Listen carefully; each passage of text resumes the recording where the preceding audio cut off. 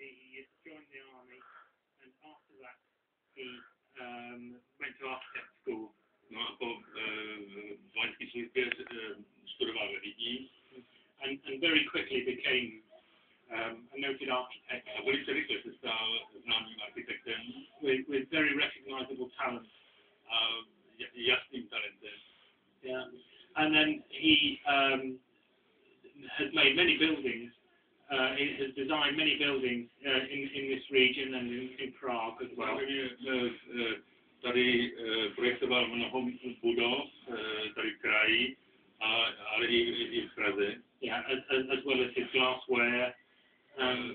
Samozřejmě projektoval i sklo pro and his fantastic drawings as well. Samozřejmě jeho krásný kresby. A very, very good artist. Byl i velkým výtvarníkem.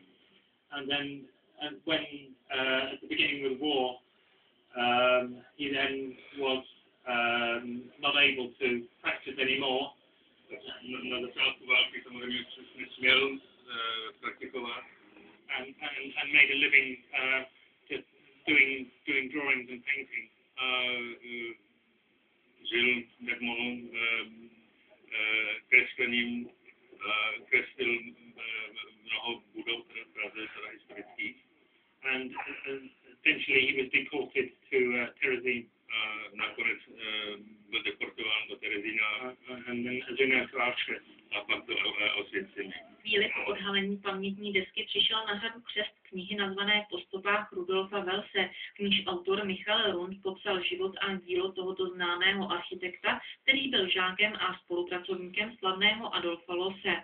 Čtenáři se zde mohou dozvědět, že Hornický dům není zdaleka jedinou stavbou, kterou pro Sokolov vyprojektoval. Jeho dílem je například i rozsáhlá školní budova ve čtvrti Šenvert nebo stále existující kolonie hornických domků. Řada dalších budov byla pak podle jeho návrhů realizovaná také v Karlových Varech nebo v Praze. Jednou z těch významných staveb je například poliklinika na náměstí Milady Horákové v Karlových Varech a vedle stojící bývalá tiskárna Grafia. Potom dnes už bývalé lázně 6, které byly bohužel kvůli špatné statice zbořeny.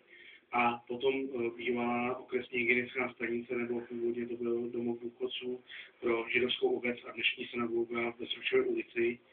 A další stavby, například Beleví lázeňský dům v Karlových Varech.